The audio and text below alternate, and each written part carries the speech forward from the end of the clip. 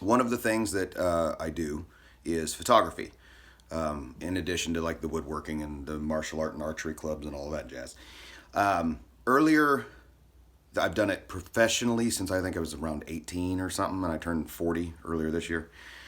Also earlier this year, in addition to the 40-year-old thing, I was fortunate enough to get a position with the Damon Howatt traditional archery line, which is the traditional line of Martin archery.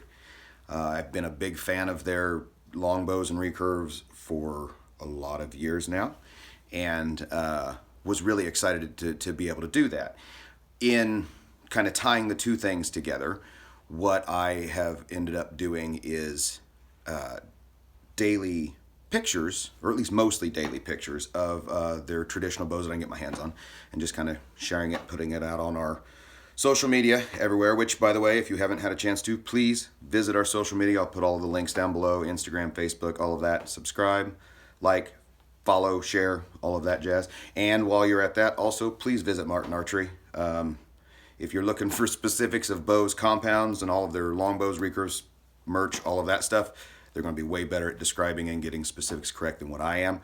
So please go visit them, their social media as well. But anyway, back to my point. In doing all of that, also, I put the pictures on blogs and then Facebook pages and all of that. In seeing, how am I trying to say this? When Martin Archery was still owned by Gale, they had a very loyal following. After Gale's passing, the company changed hands a couple of times, and there's pretty strong opinions of how some of that stuff went down. And there's at times some trash talking that goes on. One of the bows, because of paying attention to the traditional end of it more specifically than the compound, or more, directly than the compound end, I noticed that the Martin Savannah comes up a ton. This is a bow that has been made for a lot of years. And it was made, most of those years, actually, I'm pretty sure, were while Mr. Gale Martin was still alive. And even after his passing, when it was still in the hands of the family, it was being made. It's been made through other owners and is a current, probably one of the more popular bows that they make today. And so people, I say that because people compare them a lot. When he had it and when things now and previous owners and all of that. So, to make all of this rambling make a little bit more sense. So in the picture thing that I have been doing, there were some folks out at the Walla Walla plant, which is where their traditional bows have been made like forever, who sent me a bow. I've been spotlighting that bow in the pictures earlier this week. It is the Savannah Stealth, which is one of the incarnations of the Savannah. They currently make it in 3 models. Again, martinarchery.com. You can get all the details of what the woods are and all of that stuff. So in getting this bow in, doing the pictures, I thought, I've not seen floating around on YouTube or anything where anybody's kind of done a side-by-side of the two bows, and I happen to be currently in a spot where I can do that. So I'm gonna. And hopefully I don't make anybody mad by doing this. I am a huge fan. I'm obviously a field shooter for them. So I'm a huge fan of the company, hugely loyal to the company. And that is just as true today as it was when I first started shooting. Well, let me grab the camera and I'll show you.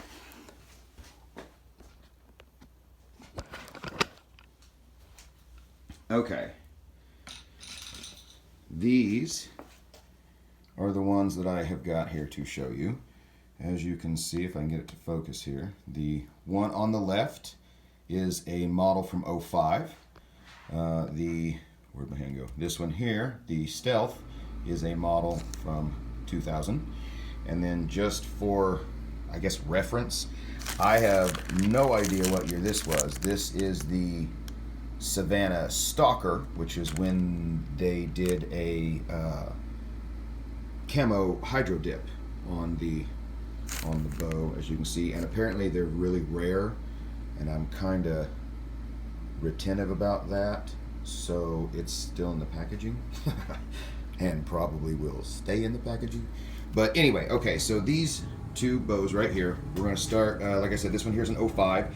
I have had this bow, I think I picked it up around 07. So I have had it most of its incarnation, or most of its life, I mean. My brother actually owned it for a few years in the middle there and enjoyed it as well. So I make that point to show that it is a well-used bow. So you'll see some in the video, probably some marks on it. Got a couple marks on the fiberglass there. This one, of course, the one on loan from Martin, or Damon Howatt, is brand new, unstrung, and until I'm a little more sure, going to be unshot. I do not want to do something that gets me in trouble. So we'll start here kind of at the risers. I can keep this thing from focusing. Again, two different models, but the riser shapes are very similar. There's some details that are changed. There's a cutouts on this that aren't on this one.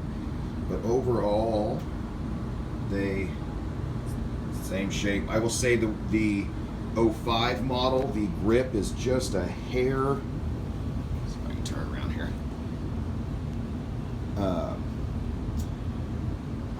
I reluctantly say bigger because it's by no stretch a big handle, but I would say it's probably just a little thicker through the throat than this particular model of Stealth. Again, full disclosure though, if you are ordering one from them, I'm pretty sure you tell them what grip, like narrow, medium, or wide grip or whatever. I don't know what terminology they use. You'd have to contact them. But point being, it's available with different grips. Both are rocking the zebra wood limbs. It's the tree that everybody talks about being on there. Now, also, please keep in mind, I am not someone who builds bows. What woodworking I do, sorry, what woodworking that I do is Irish fighting sticks, walking canes, the occasional checkerboard probably, cutting boards, stuff like that. I don't build bows. So I might be getting terminology wrong or something like that if I reference something. But I've seen a lot of people talk about double tapered lamination. And if I am correct in what I'm thinking that is, it's this wood here, front and back of the bow, being wider here. So I'll get it to focus where it tapers way down like that. That's the one from 05.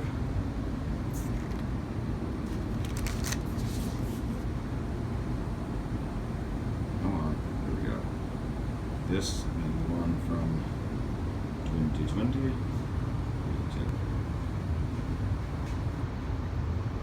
See the reinforcements on the tip of the one from 2020 is a little beefier than the one from 05. That definitely appears to me to be a tapered double lamination. I just said that right. Also, I don't know if you saw from the number, the draw weights and everything on them, but the one from 05 is a 55-pound draw.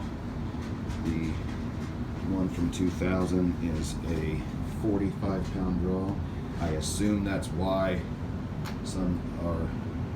the laminations on the 05 are thicker than the ones on the 2000.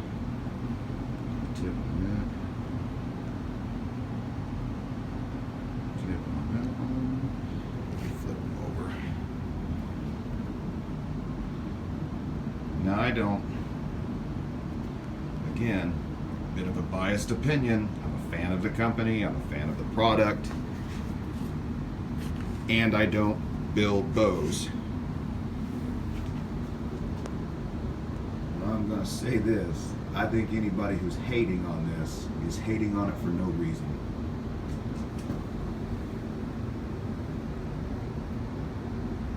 to show you guys the best that I can detail-wise. I'm sorry the video's so long. These are stunning pieces of equipment and all the junk in the background.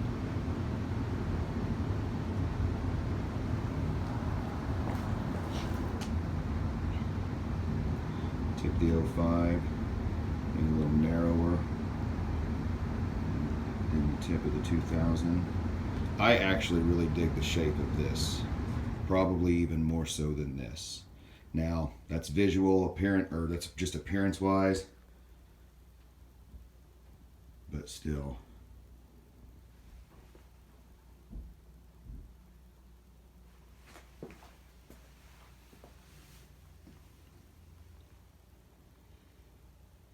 There you have it, everybody. I hope you found the video helpful. If you are searching to see what similarities or differences are between the two models, like I said, this is an 05 to a 2000, and I have no idea what year the stalker is. So yeah. Folks, again, thank you for tuning in. Please do give us a subscribe, like, and share.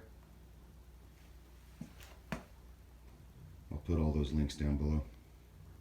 Thanks, everybody. Bye.